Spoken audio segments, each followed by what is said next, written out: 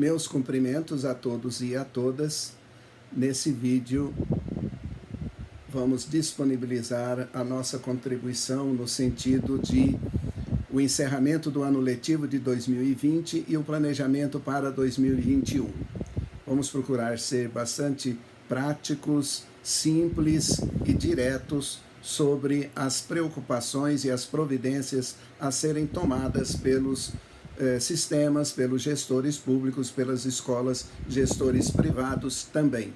Para o encerramento de 2020, os órgãos de controle, Ministério Público, Tribunal de Contas, Defensoria Pública, PROCON, Poder Judiciário, já estão organizados, posso garantir isso aos senhores, já estão organizados para a verificação da oferta da educação em 2020. Como foi, para quem foi, de que forma foi. Isso estará sendo observado e verificado pelos órgãos de controle, com certeza. 3 pontos básicos, indispensáveis, que serão verificados pelos órgãos de controle. Não só esses, mas outros, mas com certeza esses estarão na pauta dos órgãos de controle.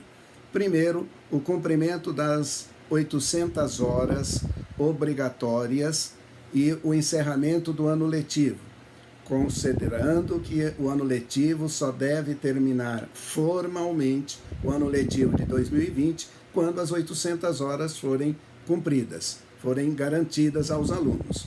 Esse é o primeiro ponto que será verificado.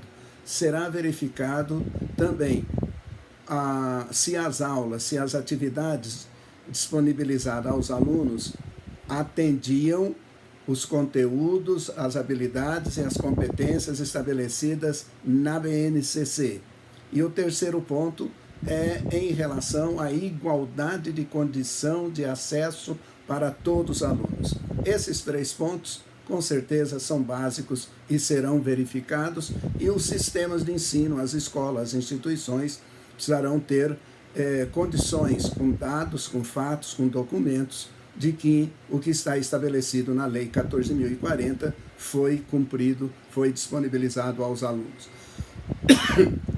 Desculpem. Após este vídeo, estou disponibilizando um outro vídeo com orientações de como fazer a escrituração escolar de 2020 e estamos sugerindo um instrumento de autoavaliação para ser utilizado pelas secretarias de educação e escolas, é de uso interno, não é para mandar para ninguém, não é para enviar para ninguém, é para o uso interno do sistema de ensino, para se fazer uma autoavaliação de como foi a sua prestação de serviço durante o ano de 2020.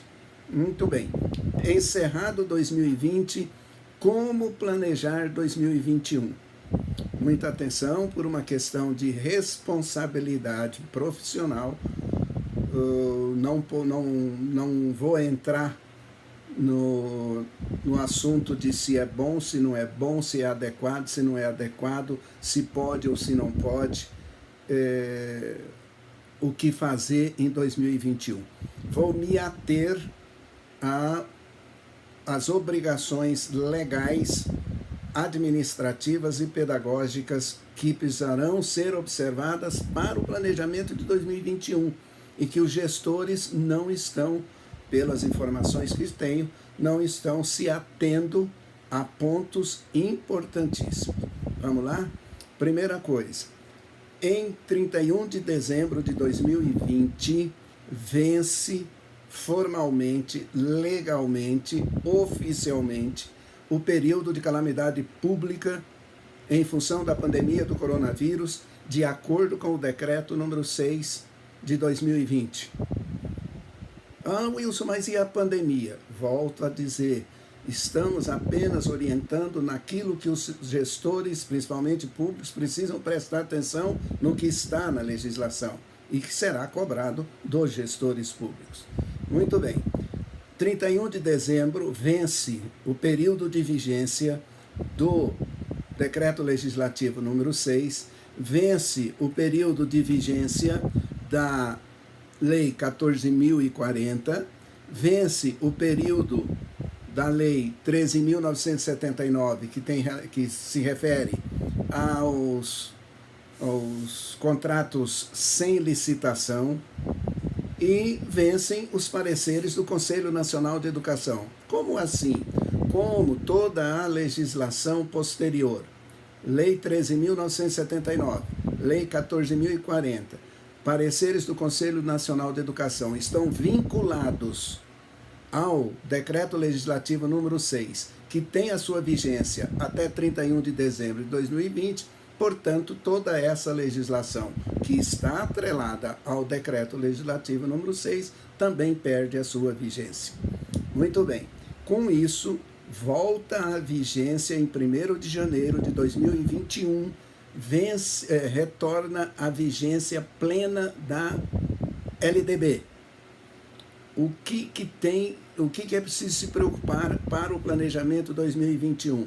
Eu estou vendo todos anunciando ensino híbrido, atividades remotas, atividades síncronas, assíncronas.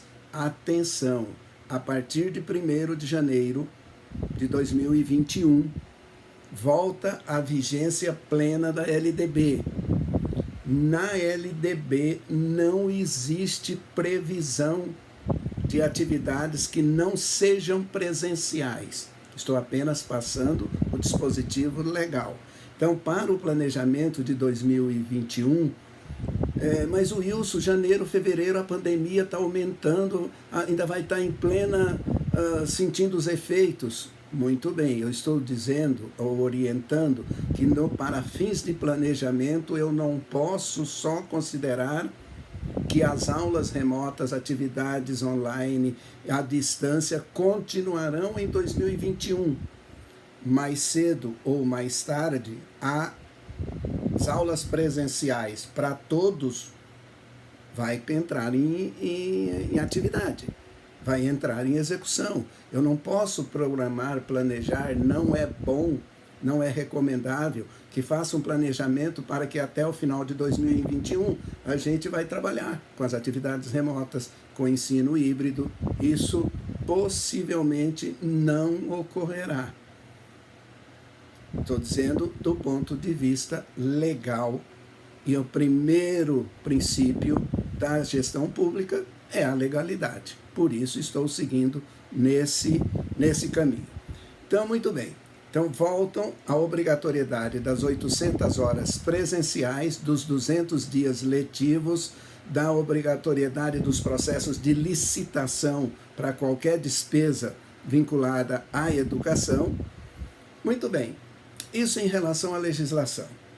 Mas isso pode mudar?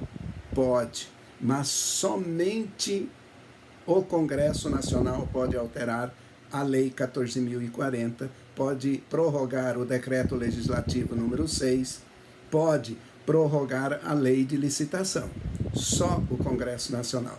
O que pode ocorrer é o Poder Executivo publicar uma medida provisória prorrogando toda a situação de 2020. Mas isso só pode ser feito pelo Congresso Nacional ou por meio de medida provisória do Poder Executivo.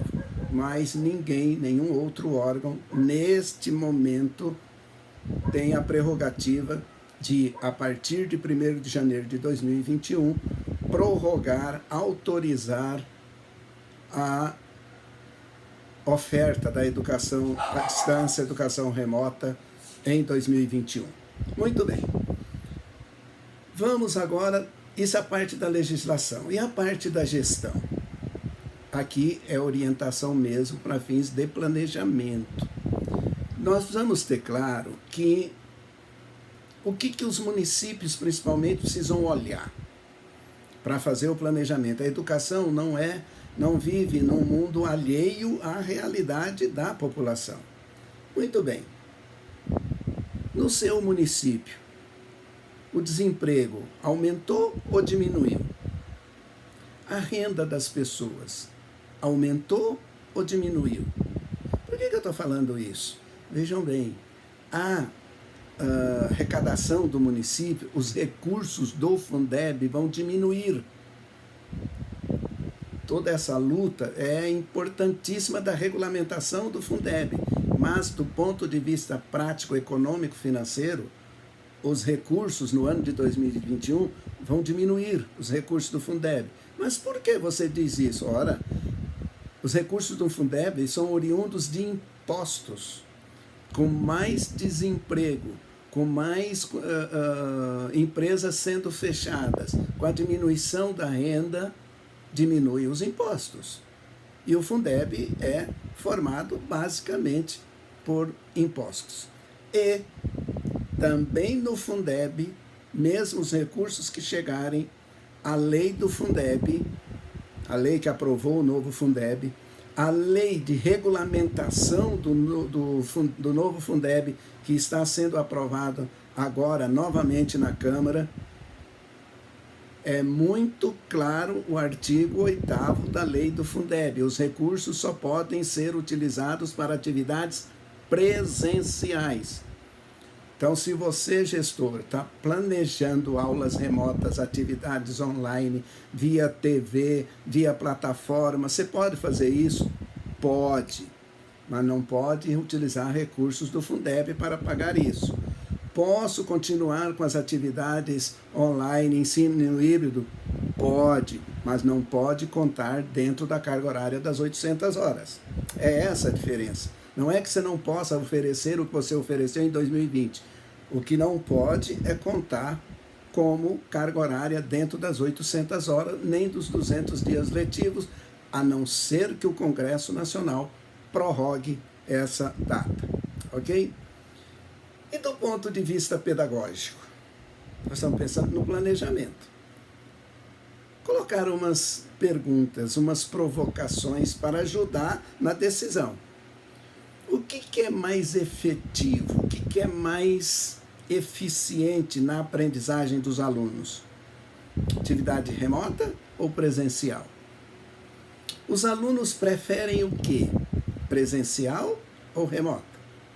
Os professores preferem o quê? Presencial ou remota?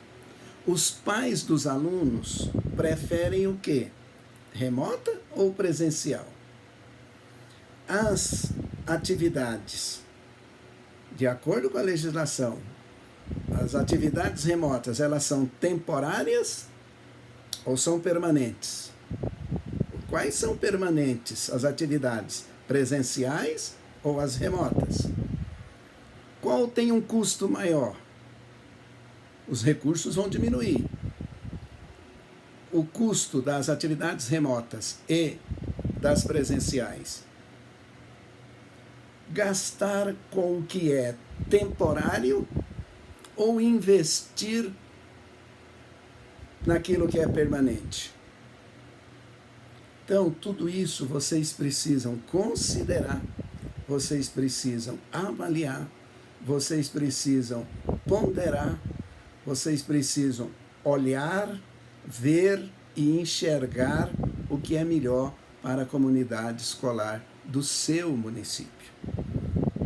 Não basta fazer o discurso da educação de qualidade, não basta fazer o discurso do compromisso com a educação, quando tem-se uma clareza, e aí eu já estou dando opinião, de que as atividades presenciais, além do ponto de vista legal, elas são muito mais eficientes.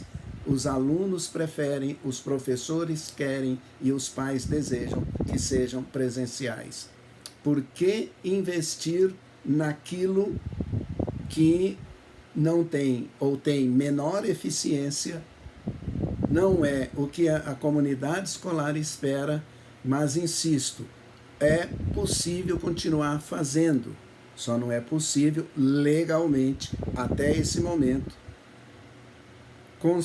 contar como carga horária dentro das 800 horas. Muito bem.